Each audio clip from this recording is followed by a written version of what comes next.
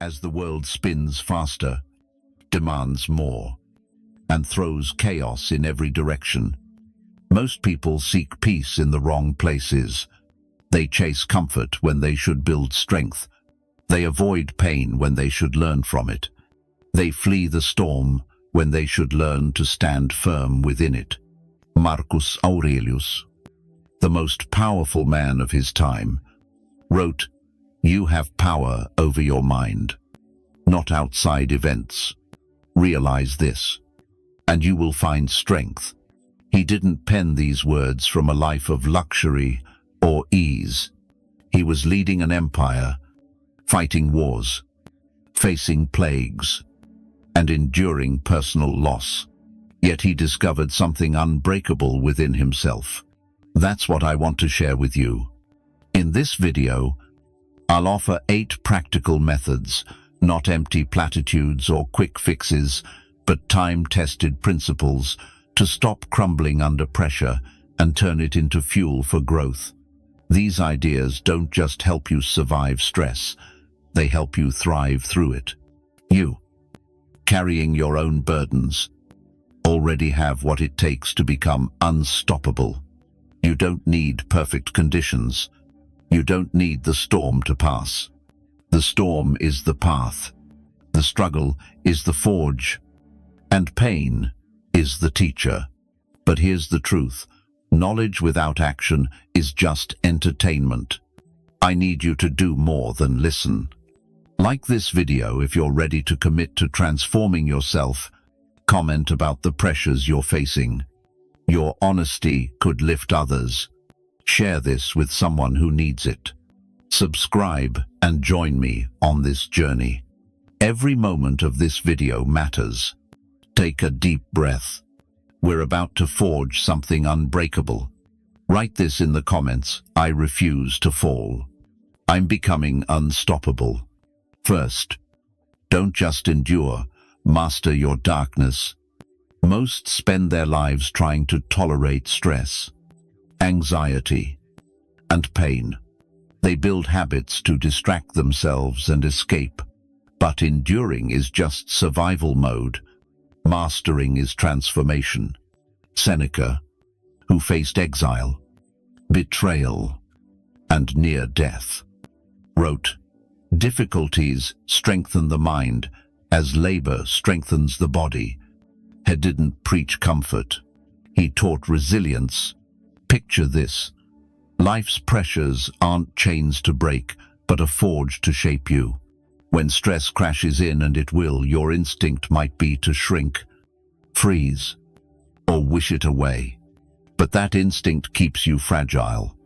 Your inner darkness isn't the enemy. It's the fire that refines you. Recall the last time life pushed you to your limit. A crushing deadline, a broken relationship, a moment you stood on the edge. Yet, here you are, in that fire. You found something strength you didn't know you had. You uncovered clarity, focus, power. That wasn't luck. That was you, under pressure, becoming a stronger version of yourself. Mastering darkness doesn't mean ignoring pain. It means harnessing it. Shift your question from, "Why is this happening to me?" to, "What is this teaching me?" Here's how to start. When overwhelm hits chest tight, mind racing, fear rising, pause. Take 3 deep breaths. Then ask, what's the lesson here? It might be time to face a truth you've avoided. It might be time to change your approach. Whatever it is, see it as data, not punishment. The ancient Stoics practiced memento mori, remembering death, not to despair but to awaken. Knowing time is finite. Every challenge becomes a test of your character. Every storm becomes a stage for your growth. Don't settle for just surviving. Face the storm and let it shape you into something unbreakable. Write this in the comments. I master my darkness and turn every challenge into strength. Second, Control your first thought. Silence the weak voice within. Right now, as you hear this, a voice in your head is judging, worrying, planning, criticizing. Most believe that voice is them. They trust every thought. It whispers. That's the most dangerous illusion you can live under. Marcus Aurelius wrestled with this too. In his private writings, he urged himself, focus on the present. He knew most of our pain comes not from reality, but from the stories we tell ourselves about it. That inner voice isn't your ally. It evolved to spot danger, to keep you safe. But in today's world, where growth, not just survival, defines you, that voice becomes a cage. It whispers, I can't handle this. It's too hard. What if I fail? Others are better than me. This shouldn't be happening. Those aren't truths. They're programming weakness in disguise.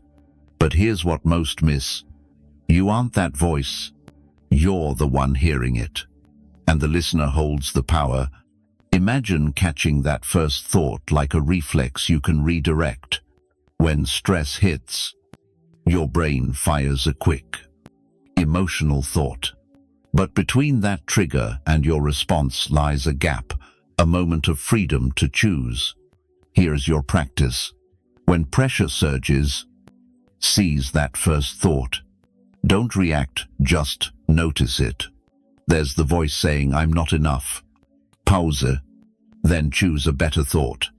Not fake positivity, but something useful. True. Strong. I'm learning to face this. This is making me stronger. What if I rise instead of fall? What if this is my turning point? The Stoics practiced this relentlessly. Today, we call it reframing. They called it mastering the mind. Because how you interpret something shapes what it becomes. This isn't denying pain. It's refusing to let pain write your story.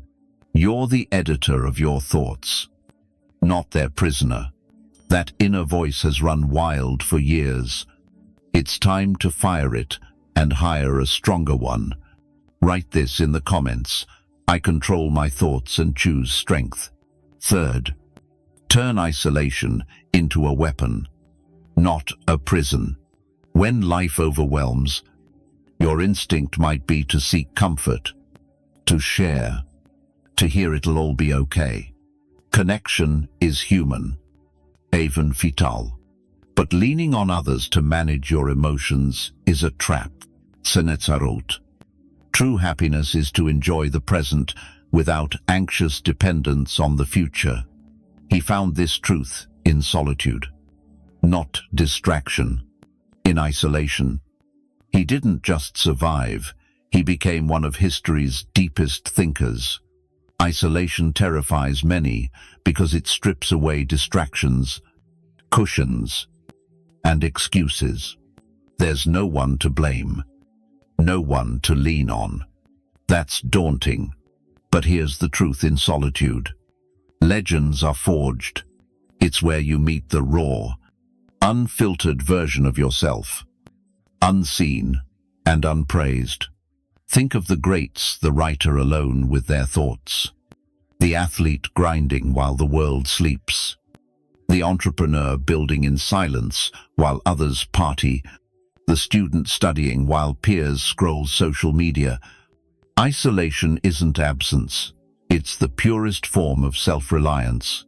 The difference between a prison and a weapon is choice.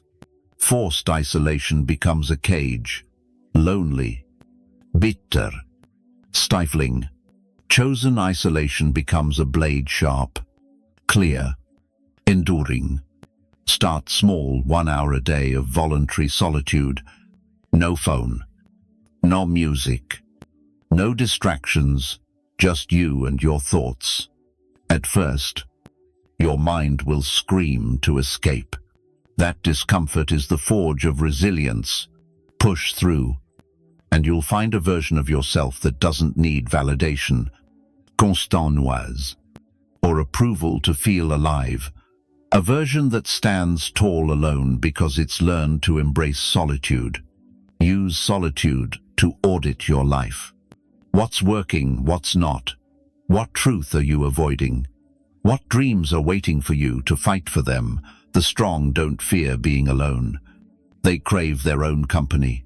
They turn solitude into a sanctuary, a source of power. Your isolation isn't weakness, it's a gift. A chance to build something unbreakable within. Most see pressure as an enemy, delaying dreams until life calms down, postponing good habits until they have more time. In essence, they say, "I'll be strong when I don't need to be." That mindset keeps them fragile forever. Epictetus, born a slave, could have waited for freedom or better conditions. Instead, he used every hardship as a training ground. He said, "Don't explain your philosophy. Embody it." He didn't wait for perfect circumstances to think like a free man. He forged his mind in chains. Pressure isn't the opposite of growth, it's the crucible for it. Just as muscles grow through challenge, not comfort, your character strengthens in hardship, not ease. The pressure you resist is the raw material your soul needs. Here's how to train under pressure. When work overwhelms, practice calm. When money's tight, practice gratitude. When criticized, practice letting go. When exhausted, practice discipline. Most do the opposite under stress. They drop habits. When tired, they skip workouts. When anxious, they avoid tough talks.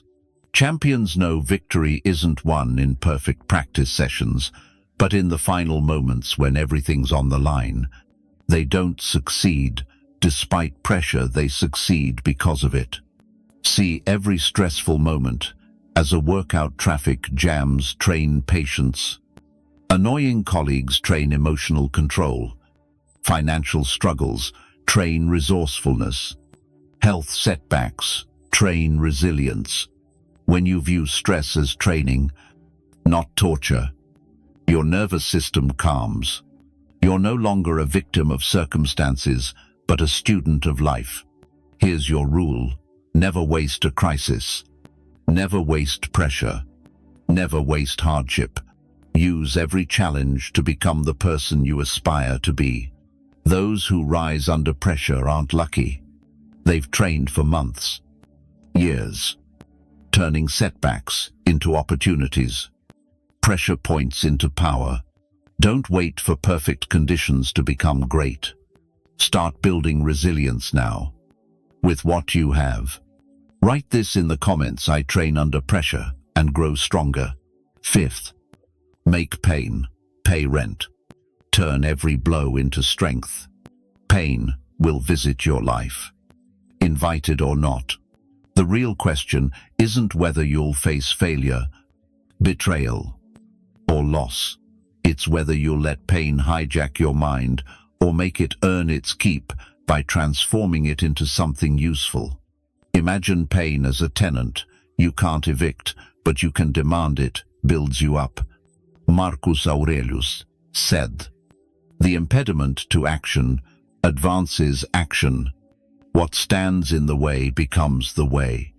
He didn't just endure pain, he turned it into wisdom that guides us too. 000 years later, most let pain shrink them. They wear pain like a badge, defining themselves by what happened rather than how they handled it. They become professional victims, carrying wounds like armor, but that armor makes them more vulnerable, not less. There's another path, the path of the unbreakable. When pain arrives, don't deny it, don't minimize it, and definitely don't let it overstay. Acknowledge it, feel it fully, Then ask the critical question, how can I use this to grow stronger? Betrayal teaches discernment and the value of loyalty. Failure builds resilience and shows what doesn't work, so you can find what does. Loss teaches appreciation and reveals what truly matters. Rejection teaches perseverance and proves your worth isn't defined by others' opinions. To make pain pay rent. First, feel it fully. Don't rush past or ignore it. Sit with the discomfort. Let it show you how much you can endure. Second, extract its lesson. What is this experience trying to teach you?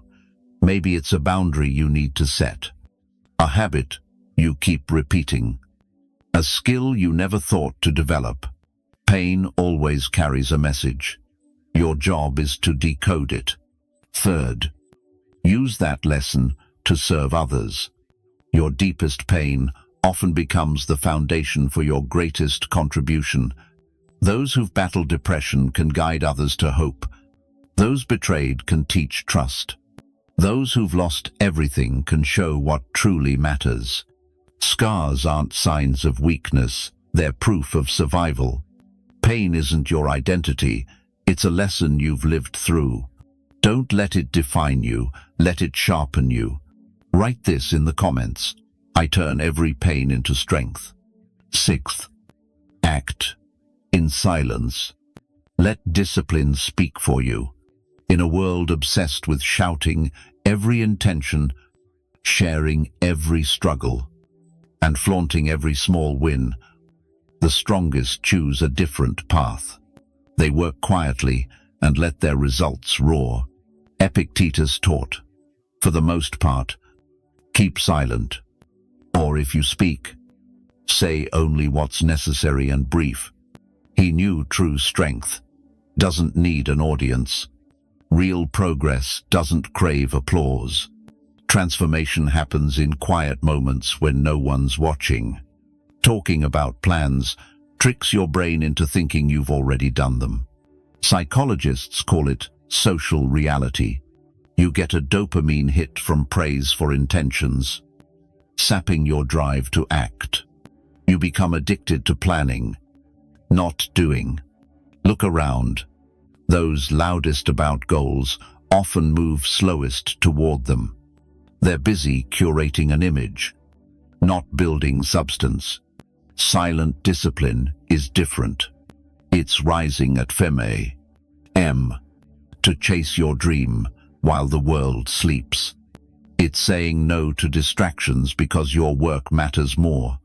It's choosing the hard path when no one sees. No applause follows. It's building something meaningful while others craft social media personas. This isn't about being secretive. It's about guarding what's worth your focus, your daily habits. Inner work and character growth need persistence, not spectators. There's power in keeping your most vital work private, without performing for others. You focus purely on the process. Without seeking approval, you make choices for impact, not appearances. Silent work shields your dreams from negativity. Not everyone wants your success. Some will diminish you, doubt your progress, plant seeds of fear. Working quietly makes you immune to their interference. It looks like this training without posting every session, building a business without announcing every milestone. You hone skills without needing validation. Solve problems without broadcasting the struggle. When you speak, your words carry weight, backed by undeniable action. When you share, people listen, not because you talk, but because you deliver. Let discipline be your voice. Let results tell your story. Let your transformation be so profound, it leaves others curious not because you spoke, but because your presence commands attention. Don't perform growth. Live it. The world needs fewer words and more action. Write this in the comments. I let my actions speak for me. 7th, become a threat to your old self. Your greatest enemy isn't out there, it's within. Not toxic people, not bad luck, but the version of you that makes excuses, settles for mediocrity, chooses ease over growth. That version fights daily to survive. Seneca captured this in a battle, writing, "You act like mortals in all that you fear and like immortals in all that you desire." He wasn't just talking about fear or dreams. He was challenging us. We hesitate, procrastinate, live as if we have forever to change, letting the old self win day after day. The harsh truth, your old self must die daily. That version with weak habits, low standards, loud excuses can't coexist with your future. You must become so focused, so elevated, so relentless in growth that your old habits feel alien in your presence. Becoming a threat to your old self isn't about self-hatred or denying your past. That old you got you here, taught you lessons, survived challenges, but surviving isn't enough. You're not here to drift through days. You're here to become resilient, unbreakable. This means rejecting mindless scrolling because your time is precious. It means refusing to complain without acting, as complaints only feed the ego. It means keeping promises to yourself because your word is your bond. The old you says, "I'll start tomorrow." The new you starts now. The old you says, "I don't have time." The new you makes time by cutting out the trivial. The old you says, "I'm not that kind of person." The new you builds evidence to the contrary. Practice this, refuse mediocrity in every area of life. If your health is average, make it exceptional. If your relationships are shallow, deepen or end them. If your work lacks meaning, find purpose or a new path. Measure your worth by actions, not intentions. The old you gets praise for wanting to change. The new you earns it by changing. Stop explaining to those stuck on your old self. When old friends ask why you don't party like before, don't justify, show results. When family questions your new standards, don't argue, prove them with action.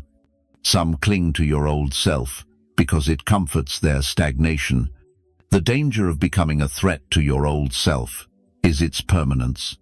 Once you raise your standards, returning to the old you feels physically unbearable, a cognitive dissonance. You can't hold old beliefs with new actions. Either your actions stop or your beliefs evolve. The new you ensures beliefs evolve. 8. Anchor yourself to an unbreakable why. When everything crumbles, and it will, the only thing keeping you steady is knowing why you fight. Not shallow goals or fleeting motivation, but a deep, unshakable reason to be resilient. Viktor Frankl, a Holocaust survivor, found this truth in the darkest conditions. He wrote, "Those who have a why to live can bear almost any how." He saw people survive horrors not because they were stronger physically, but because they had an unbreakable reason to endure.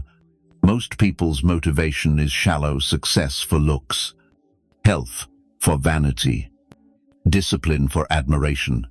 But when real challenges hit, when you're exhausted, progress slows, or no one's watching, those surface motives collapse like paper in a storm. Your reason for resilience must be bigger than comfort, bigger than fleeting desires, bigger than you. It's about who you're becoming for those who depend on you. It's the example you set for those who look up to you. It's the legacy you build for those who follow. Maybe your why is your kids not just providing for them, but modeling never giving up, always growing, facing stress with calm.